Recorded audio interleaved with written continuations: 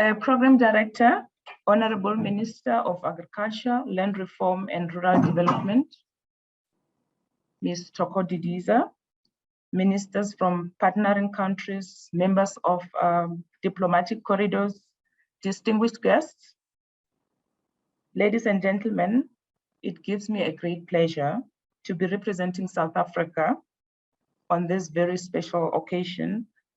I will be presenting I'll be giving an overview of the South African agricultural sector, as well as presenting some potential investment opportunities that exist between South Africa and the United Arab Emirates. My presentation, colleagues and everybody on call, is outlined as follows. I will be giving an overview of the department, which it's hosted by the minister here, and our relationship as the NMC to the department. Then I'll go over to the overview of the South African agricultural sector. Then I will also look into the bilateral trade between South Africa and the United Arab Emirates, as well as potential trade opportunities between the United Arab Emirates and South Africa. And then I'll give my concluding remarks. In terms of the relationship between the department and the NMC, National Agricultural Marketing Council is a statutory advisory body to the Minister of Agriculture, Ms. Ndiadivha, and the disadvantaged groups. NMC was established in terms of MAP Act of 1996 and executes its mandate in line with the 4 objectives of the MAP Act. I will touch on the objectives of the MAP Act in the next slide. The vision for the NMC is basically to strategically position the agricultural sector in a dynamic global market. Our mission, the reasons for our existence as the organization, is to provide agricultural marketing advisory services to key stakeholders in support of vibrant agricultural marketing system in South Africa. The MAP Act objectives that I was referring to in the previous slide are basically to increase market access for all market participants, promoting the efficiency of marketing of agricultural products, optimization of export earnings from agricultural products, as well as enhancing the viability of the agricultural sector. NMC has 4 core divisions. I will not get into that, as that will take quite an amount of my time, and I would prefer to just go straight into the main core of the presentation. So those 4 divisions are agribusiness development, agricultural trust, markets and economic research center, and statutory measures. In terms of the overview of the South African agricultural sector, South African agricultural sector is a dualistic kind of nature made up of commercial and smallholder farmers. It is important to note that this sector plays a huge role towards employment creation, and this is taking place even amidst high unemployment rates in the country. It's also important to note that agricultural sector continues to employ more people, and this has also proven to be a sector that remained resilient even during the COVID-19, as indicated by the increase in the employment sector on a year-on-year basis and quarter-to-quarter basis. This sector also continues to employ a number of men and women in the sector. Based on Q2 figures, the number of men and women actively involved in the agricultural sector were 610,000 and 252,000 for men and women respectively. It is also important to just note that this sector continues to, it remains at primary, most of the production remains at primary level of the value chain.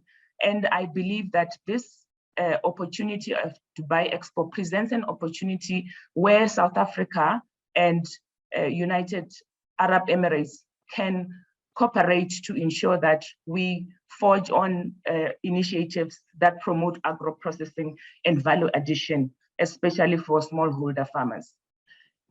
Further to this, agricultural sector has 3 subsectors. horticulture, animal production, and field crops. Animal production constitutes 50%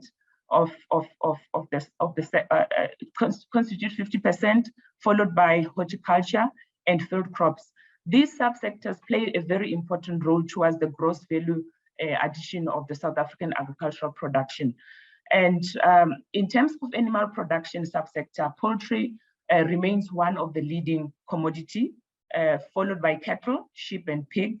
In terms of horticulture, citrus, deciduous fruits, vegetables, viticulture, and nuts are some of the leading commodities. When it comes to field crops, maize, sugar, soybeans, wheat, and hay remain some of the leading commodities in this subsector. South Africa has some top agricultural commodities that we export to the world, and the first one being citrus, fresh citrus, followed by wine, corn and corn products, seafood, and fresh grapes.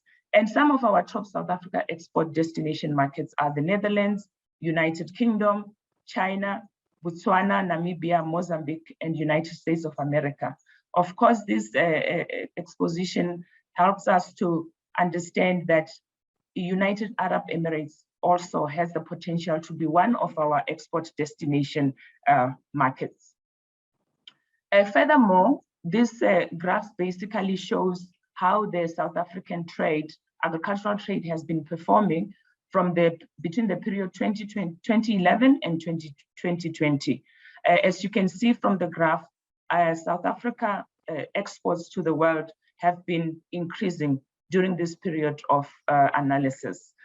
Some of the top exported agricultural products are edible fruits and nuts, beverages, meat, edible meat, oilseeds, and cereals. Maybe just zeroing down to the agricultural trade between South Africa and the United Arab Emirates bilateral trade. South African government is committed to strengthening the bilateral economic relations with the United Arab Emirates. Some bilateral relations between South Africa and United Emirates were initiated in 1992 through organized exhibition of South African products. And of course, the aim of these relations is to promote South African value-added goods in the sector where higher export earnings can be realized, as well as the development of export markets for locally manufactured products and services, as well as recruiting new foreign direct investment into the country. As indicated by the previous speaker, agricultural sector remained the central sector to fostering economic growth, reducing poverty, and improving food security in the country. So it is important to note that the United Arab Emirates remains one of the strategic trading hubs for South African agricultural products, as well as agro-processing. Just to zero on some figures, which basically shows that indeed South Africa and United Arab Emirates need each other. We are not sufficient in what we produce. We do export and we do imports. So based on the 2020 figures, South Africa exported about 11 million USA dollars worth of agricultural products to the global markets, and about exports to the UAE constituted about 3%. South Africa also imported a total value of about 6 million USA dollars from the world, and the imports from the UAE constituted about 0.6%. On the other hand, United Arab Emirates exported about 14 million USA dollars worth of agricultural products to the world, and South African constituted about 0.3% of those agricultural products to the UAE. And UAE imported about the total value of 20 million USA dollars from the world, and South Africa constituted about 1.6% share of these agricultural imports. This basically shows, as I said, that there exists some potential between South Africa and the United Arab Emirates in terms of trading with each other, as we are not self-sufficient in what we produce. This also basically shows Some of the South African total agricultural exports based on 2020 figures, South Africa is exporting a lot of oranges, followed by table grapes and other products, as you can see on the graph. And then, of course, UAE, total agricultural imports composed of rice and other products that I will not get into details because of the time allocated to me.